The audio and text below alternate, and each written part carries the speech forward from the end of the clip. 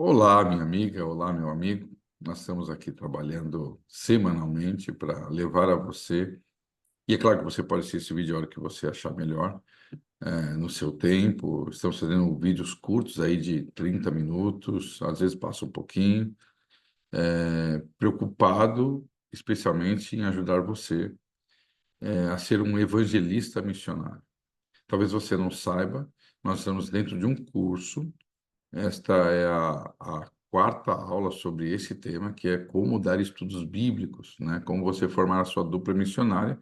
Tivemos uma pequena aula, aliás, uma aula dada pelo nosso ministerial aqui da área de Ministério Pessoal, o pastor Rodrigo Paiva, e depois estamos aqui concluindo e passando algumas orientações para você que quer ser um instrutor bíblico, né? Nós sabemos que muitos de nós queremos trabalhar para Jesus, mas talvez não tenhamos a oportunidade de termos um conhecimento de como dar estudos bíblicos. Nós já fizemos aqui uma parte do módulo, depois esse módulo vai voltar. Esse módulo estava dando orientações práticas de como formar um pequeno grupo. E agora nós estamos na parte de estudos bíblicos, né? Já tivemos aí essa primeira aula sobre duplas missionárias e agora estamos tendo a terceira aula, que seria a quarta aula do complexo desse assunto, que é como dar estudos bíblicos. E você que está aí fazendo pequenos grupos e quiser uma orientação particular, você pode entrar em contato comigo, né? Temos deixado aí as orientações aí, às vezes no vídeo, para que você tire as suas dúvidas, assim como muitas pessoas têm tirado sua dúvida no particular de como formar um pequeno grupo. E como nós sabemos que a diversidade de dons são muitos, nós sabemos que Deus trabalha em torno de várias atividades. Temos falado sobre chás evangelísticos com as nossas irmãs, temos falado de pequenos grupos infantis. Às vezes surge um estudo bíblico, né? E você precisa estar preparado, ou alguém do seu grupo, ou você precisa conhecer melhor como dar estudos bíblicos. Então, nós vamos aqui compartilhar a nossa transparência para que você possa ter uma visão mais clara. Nós já falamos sobre alguns assuntos, eu vou dar uma pincelada rápida do que nós já falamos, e eu tenho certeza de que Deus vai te usar nesse trabalho tão lindo de levar pessoas ao conhecimento da palavra de Deus. Eu costumo dizer que nós temos a melhor mensagem do universo. A melhor mensagem do universo é a que nós temos. É a mensagem de um Salvador que veio nos livrar da morte, que é o nosso pior inimigo. Então, nós já falamos sobre o que deve ter o instrutor bíblico, essa foi a nossa primeira aula. A segunda aula nós tivemos aqui como agir no lar de uma pessoa, né? Quando você vai visitá-la para dar o estudo bíblico. E falamos também sobre as coisas que nós não devemos fazer. Então, essas foram as nossas primeiras aulas. Hoje nós vamos falar sobre os princípios de um estudo eficaz. Então, algumas informações importantes aí para você começar a se preparar e, naturalmente, fazer, né, agir, além da oração, além da sua dedicação pessoal, é muito importante. Então, como dar um estudo bíblico eficaz? Primeira coisa importante de todas é que sem Deus nós não podemos fazer nada. Jesus disse: sem mim nada podeis fazer. Então, baseado nessa verdade bíblica, né, nós devemos, então, primeiro, nos render a Deus. Pedir a Deus sabedoria, pedir a Deus discernimento, pedir a Deus que Ele vá conosco, porque nós não conseguimos fazer nada. Mas antes de ir ao estudo bíblico, né, é necessário que nós, com a ajuda do Espírito Santo, também possamos preparar, né? É um preparo pessoal para o estudo da Bíblia, sob a guia do Espírito Santo. Esse preparo envolve muitas coisas. Envolve a leitura da Bíblia, envolve antecipadamente estudar o assunto, né? É muito importante. Você deve orar, você deve pegar o estudo, você deve fazer o estudo com perguntas e respostas antes de você levar essa mensagem. Depende se você tiver alguma dúvida sobre aquele assunto, né? Antes de você explicar, você consulte, talvez, vídeos, pastores, estude a Bíblia, faça mais pesquisa, né? Para que você possa, antes de dar o estudo bíblico, estar preparado no ponto de vista tanto do conhecimento do assunto, mas principalmente no ponto de vista espiritual, né? Em oração e comunhão com o Espírito Santo. Então, uma das coisas importantes é você ter um preparo pessoal. Você saber que você não vai fazer nada sozinho, que você mesmo com uma dupla missionária, ambos juntos não têm poder. Quem tem poder é o Espírito Santo. Quem vai com você é o Espírito Santo de Deus. Aquele que escreveu as Escrituras é aquele que vai fazer você entender e que vai fazer você transmitir. Então, o seu preparo é importante. Você deve estudar o assunto sobre a orientação de Deus. Mas também deve, quando ir, lembrar que você não vai sozinho. Deus prometeu que enviaria o nosso Paracletos, né? O nosso advogado, o nosso consolador, que é o Espírito Santo, é aquele que está do nosso lado. Então, aqui uma dica importante, tá? Segunda dica importante: chegar pontualmente. Queridos, vamos levar a palavra de Deus. Precisamos estar preocupados com a questão do horário. Se você vai atrasar por algumas circunstâncias, hoje você tem WhatsApp. Olha, eu vou demorar um pouquinho, teria algum problema chegar até o horário, né? Eu aprendi isso com meu pai. Meu pai, se ele marcar com você 3h15, 3h15, não é 3h20. E eu aprendi isso e eu gosto de levar isso comigo. Para mim, um minuto é atraso. É a minha maneira de pensar, né? Então, se eu tenho marcado 3 horas da tarde, eu vou estar 5 minutos antes lá e ter folga para chegar com 5 minutos antes lá, para que a hora que eu for apertar a campainha, né? A hora que eu vou atender aquele compromisso, eu esteja pontualmente naquele momento, eu esteja exatamente de acordo com o relógio ali. Então, é importante, as pessoas notam isso, né? Eu, quando era pastor, cuidando de uma igreja, e eu não vou dizer igreja aqui, mas a gente marcava uma reunião para as 3 horas e acontecia 4h30. Até que um dia eu falei, não, eu chego aqui 3 horas, fico esperando 1h30, eu vou dar 15 minutos de tolerância, se não houver pessoas para fazer, né, que se chama de coro, eu vou embora e as pessoas vão ter que aprender a chegar no horário. Então, é muito importante, esse é uma característica que você deve prezar, não somente para dar subir, por qualquer atividade na sua vida. Ah, mas eu não consigo chegar no horário. Mas é o treino, tudo na vida é treino. Se você treinar, você vai conseguir. Então, preze pela pontualidade. Isso é muito importante.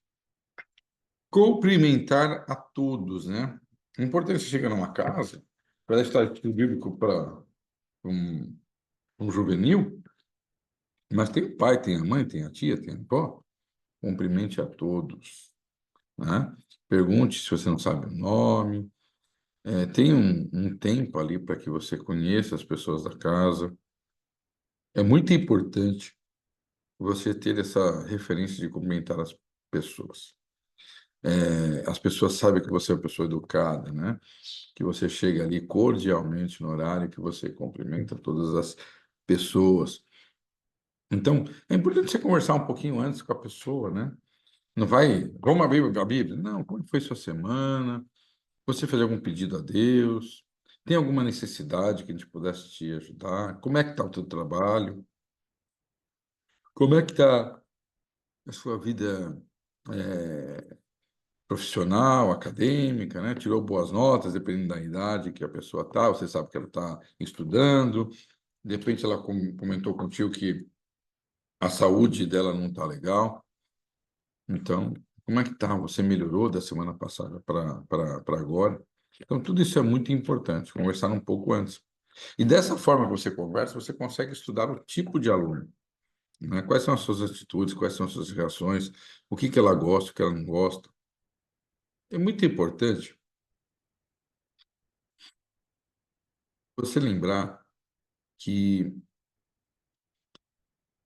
na hora de dar um estudo bíblico, você deve saber o que a pessoa gosta. Você deve se lembrar que para você dar um serviço tem que ser amigo da pessoa. E às vezes você vai entender uma coisa que ela gosta ali, né? Depende se ela gosta de um esporte, ela gosta de um alimento, e é gostoso você entender a necessidade que a pessoa tem. Então, é esse momento de conversar um pouco antes, né? Que você vai o item D e o E ali vão se complementar. Você vai estudar as necessidades, os conhecimentos, o trabalho, né? A vida que a pessoa tem, as dificuldades que ela teria para um futuro estudo, às vezes questão profissional em relação ao sábado. Então, tudo isso é importante que você leve em consideração, né? E aí você tem que tornar o ambiente amigável e adequado, com respeito, ter ali uma postura que essa pessoa, de alguma forma, vá se sentir à vontade e ela vai sentir que você é uma pessoa disposta a ser amiga com sinceridade dessa pessoa, né? Então, isso é muito importante. Essa questão de você tornar o ambiente amigável e adequado, né, para o estudo. Então, você está num lugar, na casa da pessoa, você vê se não tem uma televisão ligada, e é claro que você não vai pedir para desligar. Você pode só um pouquinho, abaixar um pouquinho, e a pessoa não, não, desculpa, tal, e já vai desligar. Então, é um lugar que você estejam confortavelmente para estudar a lição, tá? De preferência, estar em uma mesa, para que a pessoa possa pegar uma caneta ali e ela escrever no estudo dela, tirar a dúvida dela, escrever ali, para que aquele papel fique com ela. Para que aquele papel ela tenha como rascunho, para que ela, se ela tiver qualquer dúvida, ela sabe onde procurar. Então, uma mesa importante, né? Deve-se orar a favor de todos, tá? Da família. Isso é muito importante. Todo mundo da família deve sentir que você está orando e orar por eles. São importantes, lições aí, né? Outra coisa, todo estudante tem que ter a Bíblia na mão. Então, se você vai estudar a Bíblia com alguém que ela não tem Bíblia, veja na tua igreja se tem uma Bíblia, né? Vá a uma loja, dê de presente, se você pode dar de presente. É importante que a pessoa tenha a Bíblia dela, logo no início do estudo, porque ela vai poder ler, ela vai poder tirar a dúvida, ela vai poder refazer aquele estudo, né? Não, você não deve ler e ela não ter nada na mão ali, né? Então, é importante até pedir para que ela leia os textos bíblicos, para que ela desenvolva o conhecimento de como buscar ali o texto. Isso é tudo muito importante. O interessado também deve ser instruído sobre a divisão da Bíblia, né? Na verdade, essa divisão macro, que a gente chama, que é o Antigo Testamento e o Novo Testamento, explicar para ela algumas bases ali, porque alguns livros têm aqueles nomes, uma das aulas, todas as aulas que você for citar um texto bíblico, procure explicar um pouquinho sobre aquele autor, em que época ele viveu, sobre as línguas da Bíblia. Vai enriquecendo, e para isso você precisa estudar, você precisa se preocupar, né? No objetivo de que essa pessoa consiga e tendo familiaridade com a palavra de Deus. E você também tem que ter familiaridade. Eu gosto de lembrar da frase do apóstolo Paulo a Timóteo, né? Que você seja um obreiro que maneje bem a palavra de Deus. E isso é com o tempo. Você precisa. Eu sempre costumo dizer que um bom piloto tem horas de voo, né? Você tem que fazer horas de estudo da Bíblia. Você tem que ter ali um envolvimento. Você precisa ler um verso aqui, outro ali, e mesmo que você não memorize onde eles estão, porque isso é uma questão muito pessoal, né? Mas você entenda. E quando você vai repetir o texto, você vai explicar aquele texto. Então, é importante você explicar. O Antigo Testamento foram livros que foram escritos antes de Jesus Cristo. Eles começaram a ser escritos no ano de 1400, com Moisés. E os últimos 4 livros a serem escritos, não temos uma unanimidade, por isso que colocamos os 4, por volta do ano 400 a.C., foi Esdras, Neemias, Zacarias e Malaquias. Então, a língua do Antigo Testamento era o hebraico. Uma pequena porção de aramaico, que era uma língua muito parecida entre o hebraico e o aramaico. O Antigo Testamento, ele também tem divisões, né? Nós dividimos o Antigo Testamento em 5 partes, nós como cristãos, né? Os judeus dividiam em 3 apenas, que seria o Pentateuco. Esse Pentateuco são os 5 primeiros livros da Bíblia. Seria Gênesis, que conta a história. Gênesis significa em grego, né? Embora o texto seja escrito em hebraico, mas a palavra, o nome dado ao livro é o nome grego, porque se fosse o nome hebraico seria Bereshit, seria no princípio. É, mostra a história da criação, de tudo que aconteceu até Moisés. de forma resumida, naturalmente, né? Mas conta a história do dilúvio. Então, você deve pegar cada livro da Bíblia, ter uma ideia macro desse livro, para que você vá estudando, né? Faça isso. Quer dizer, em 2 meses você consegue pegar cada livro da Bíblia e cada dia você estuda quem escreveu, como escreveu. Isso você tem até em Bíblia, se você compra a Bíblia com estudo, você tem aquilo ali. E você vai fortalecendo o seu conhecimento bíblico. Então você tinha o Pentateuco, Gênesis, a palavra Êxodo também ela é grega, embora o livro seja escrito em hebraico, né? Os nomes foram dados em grego. Êxodo significa ex rodós, caminho para fora. É de dentro para fora, rodós, caminho. Logo, êxodo significa caminho para fora. Podemos traduzir como saída, né? Mas o nome do livro, né, em hebraico, já seria esses nomes, porque ele começa relatando os nomes dos filhos de Jacó. E aí nós encontramos Deus conversando com o povo, a libertação do povo do Egito, Deus dando os 10 mandamentos, Deus dando a instrução do santuário. Veja como é importante essa colocação, porque Deus, no livro de Êxodo, estabeleceu 2 princípios, né? A sua lei e a sua presença. E nós encontramos isso na Bíblia toda depois. Deus faz uma aliança no Sinai, depois faz uma aliança no santuário também. E aí nós encontramos o livro de Levíticos, que é um livro contando as atribuições e as leis cerimoniais, basicamente é isso. Números seria a contagem do povo e também algumas leis ali, porque Deus vai mesclando isso na literatura. E depois o livro de Deuteronômio, Deuteros, repetição, nomos, lei. Então você pega essas orientações e vai explicando, vai guardando, anota aí o que o nome de livro significa. Nem que você não fale como eu estou falando aqui, porque são anos estudando a Bíblia, mas você vai estudar, você vai anotar, e mesmo que seja anotado, seja lido, não importa, você vai transmitir conhecimento. Então, você vai explicar o Antigo Testamento, né? Você vai explicar o Novo Testamento. Depois do Pentateuco, o Penta é 5, né? Nós temos na nossa ordem o que nós chamamos de livros históricos, né? Que conta a história do povo de Israel. Logo depois que Moisés morre, entra a história de Josué.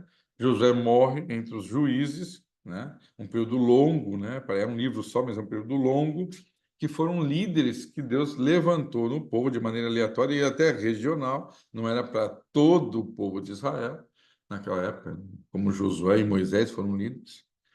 Esses juízes estão se levantando e vão libertando o povo de inimigos, vão dando orientações. Eles são profetas ali também, líderes como se fossem pequenos governos ali. E aí Deus, então, suscita o último dos juízes, que é Samuel. E Samuel recebe do povo um pedido, que era para ter um rei. E aí a narrativa do livro de 1ª e 2ª Samuel, 1ª e 2ª Reis, 1ª e 2ª Crônicas, são livros compostos onde conta a história do povo de Israel.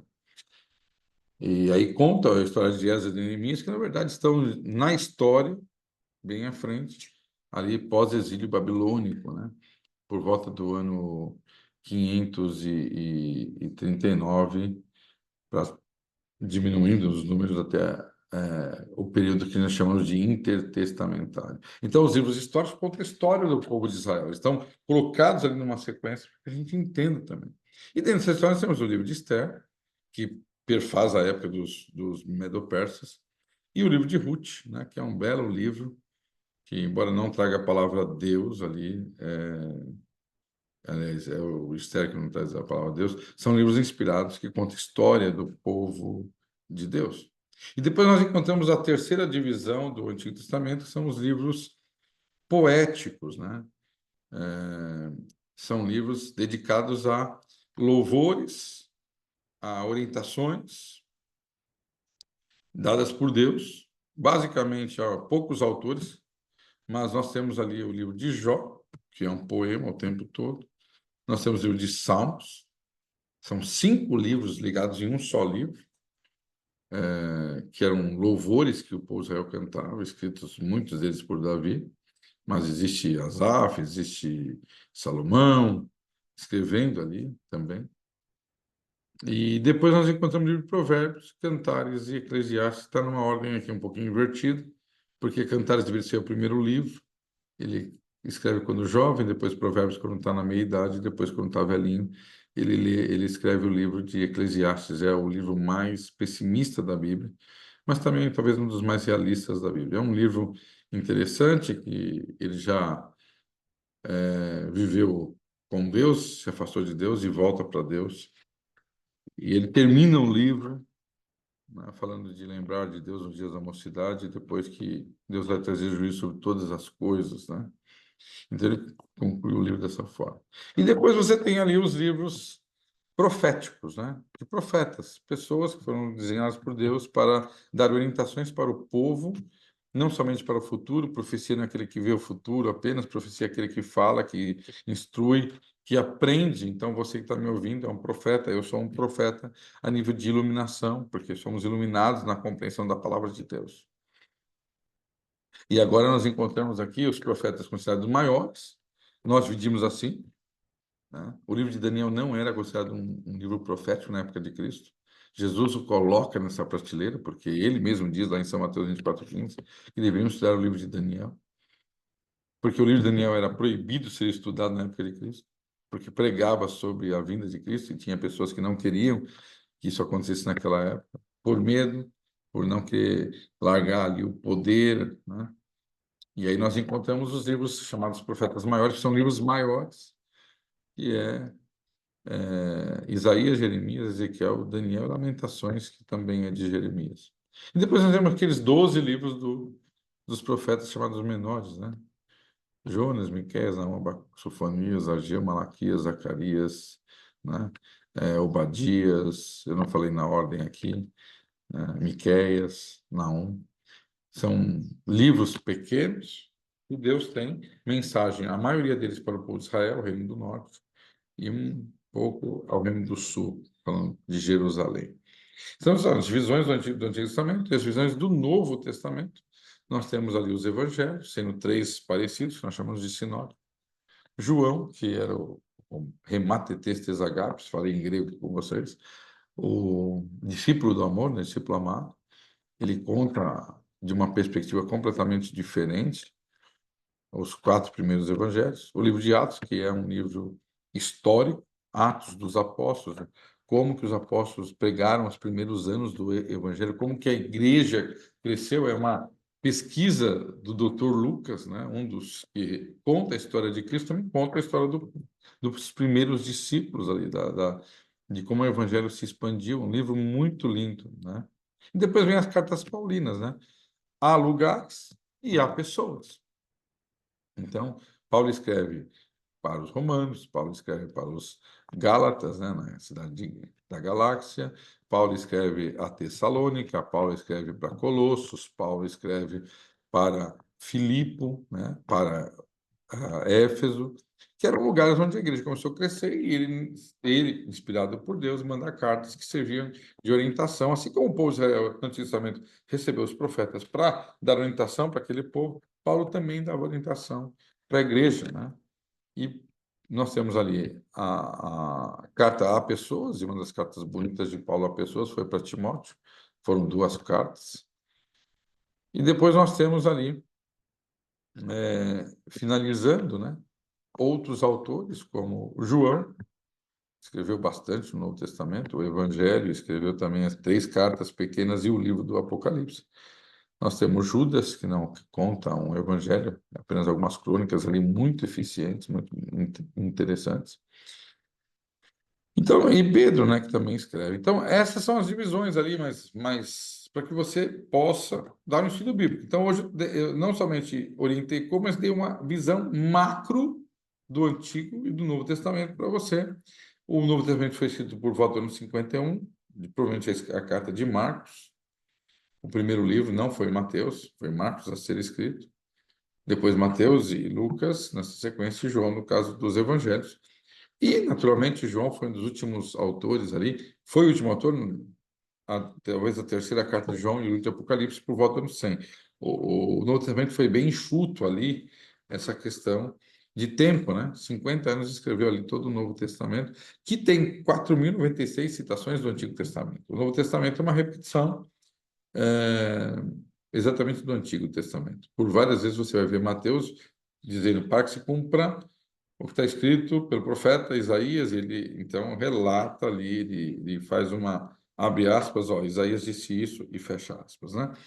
Para você ter uma noção, Mateus escreve para os judeus, Lucas escreve para a raça humana, Marcos escreve preocupado em mostrar as teofanias de Deus, o poder de Deus, e João escreve do seu contato pessoal com Deus, né?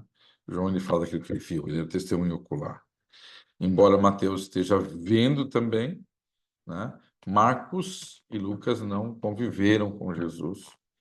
Escreveram, mas não conviveram com Cristo. Muito bem. Então é importante que você explique as divisões da Bíblia, né? E depois você vai ter a divisão, não somente dos livros, mas dos capítulos, que são aquele número grande, e depois os números menores ali, que são chamados de versículos, né? Isso é muito importante. O estudo deve ser dividido em introdução, corpo e conclusão. Então, a introdução, você propõe um assunto, você coloca dificuldades, talvez que aquele assunto possa trazer, você mostra que é importante você entender aquele assunto, está dentro da introdução. O corpo é o estudo propriamente dito. Os nossos estudos bíblicos já têm uma introdução, um texto para introdução. Você pode usar aquele, você pode ampliar, você pode estudar, você pode colocar a tua ótica sobre aquilo ali. E depois, no final, a conclusão, que tem a ver com, geralmente, com apelo. Isso é muito importante. Então, você deve, no estudo bíblico, você abrir a Bíblia, né? Sempre com uma oração, não esqueça disso. Citar o primeiro livro, né? Depois o capítulo, depois o versículo, assim como nós fazemos. Quem dividiu capítulos e versículos foi aí por volta do ano 1228, primeiros capítulos, depois viram quem era grande, Estevão Lâmito, e depois 1551 começou a divisão de capítulos em partes que nós chamamos de versículos, né? Então, o escritor deve ter reverência, né? Ele deve ter um reverente com a Bíblia, né? Com os apóstolos e até mesmo com Maria, né? Foi uma virgem que Deus colocou entre as melhores mulheres, a melhor mulher desse mundo, no sentido de ser agraciada em receber o Filho de Deus. Então é muito importante, né? Eu vou só terminar com isso aqui, para os nossos vídeos não ficarem longos. É bem importante que você entenda isso. Cristãos, não vamos falar mal de Maria, não devemos, ela foi a mãe de Jesus. Realmente ela estava virgem quando concebeu a luz, isso é bíblico, né? Não acreditamos na Imaculada Conceição de Maria, quer dizer, não acreditamos que ela nasceu perfeita. A Bíblia fala que Maria, embora seja uma boa mulher, ela era uma mulher nascida de um homem e de uma mulher. Então, nós não acreditamos no nascimento, assim como Cristo, né, que não nasceu com a natureza pecaminosa. Nós acreditamos que Cristo nasce do fruto divino humano, né? Então, o Espírito Santo coloca uma semente em Maria e ela, então, dá à luz virgem, como diz Isaías, né? Era uma profecia e que ela foi um instrumento de Deus maravilhoso, mas que ela veio trazer o Salvador. E ela, como uma pessoa agraciada por Deus, né, teve um papel muito importante. E eu costumo comparar esse papel a um envelope. Você quer mandar uma carta para alguém, hoje poucas vezes mandamos cartas assim, mas você quer escrever uma carta para alguém. Então você coloca ali o endereço no envelope, você coloca o remetente, e aí você coloca a carta dentro do envelope. Mas a carta não é lida até que o envelope chega ao seu destino, né? Ao destinatário. E quando chega, a pessoa com cuidado, ela rasga o envelope, né? Mas ela quer ler o que está na carta, porque até chegar lá, o envelope tem a sua fundamental importância de guardar o endereço, de tanto quem manda quanto para quem vai receber a carta. E eu coloco Maria como se fosse um envelope divino, né? Onde Deus endereçou a melhor mensagem do mundo, a melhor revelação do mundo, o maior de todos da história do universo, aquele que não poupou esforços para de acordo com a Bíblia, né? O Verbo se fez carne e habitou entre nós, que é Jesus Cristo, para nascer entre nós e trazer essa mensagem de salvação, porque sem Jesus não há outro nome pelo qual nós possamos ser salvos.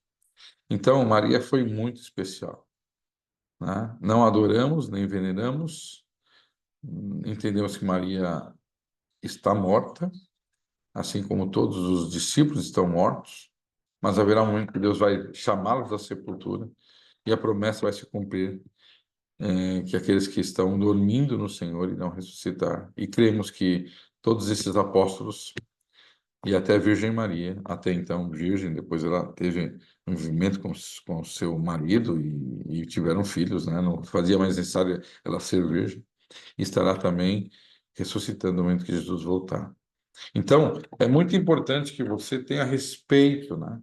Não precisa ser desrespeitoso, porque pessoas adoram imagens. Você vai com muito cuidado, com muito amor, com muita cautela. Mostre a palavra de Deus, porque a palavra de Deus é transformadora.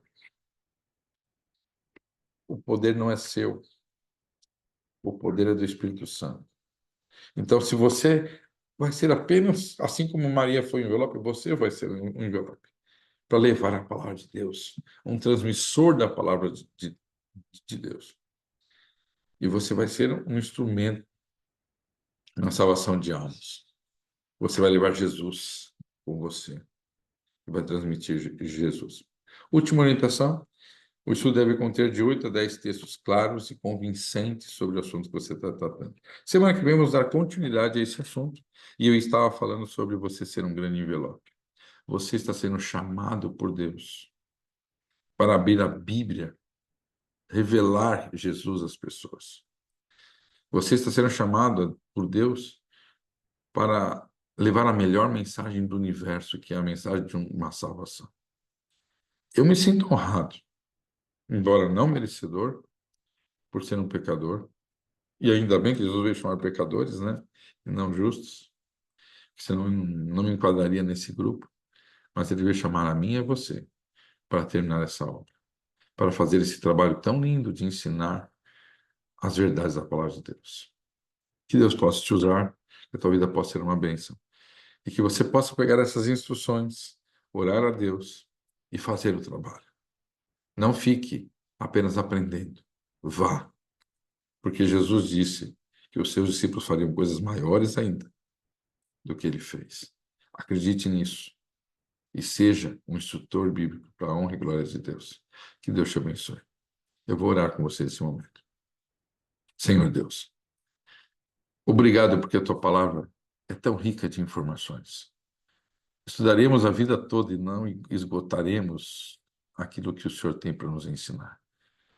Portanto, Senhor,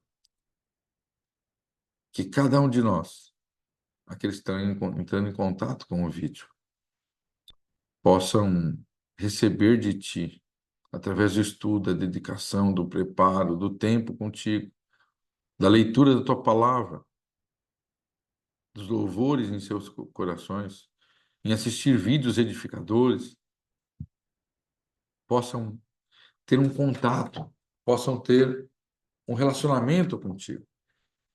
E aí poderíamos sair com a boca cheia do coração do amor de Deus para as pessoas. Abençoa, Senhor, aqueles que sairão, talvez de 2 em 2, para levar a palavra de Deus a outras pessoas. E como a tua palavra diz, tão formosos são os pés daqueles que levam a minha palavra. Que o Senhor possa, Senhor, abençoar esse grupo. Eu não sei se daqui 1, 2 ou 5 anos alguém vai entrar em contato com essa mensagem, mas que ela possa ser poderosa no teu coração, porque ela é a tua palavra e não a minha. Nós te rogamos em nome de Jesus. Amém. Muito bem. Que Deus abençoe vocês e que o poder de Deus possa estar sobre a vida de vocês. Amém.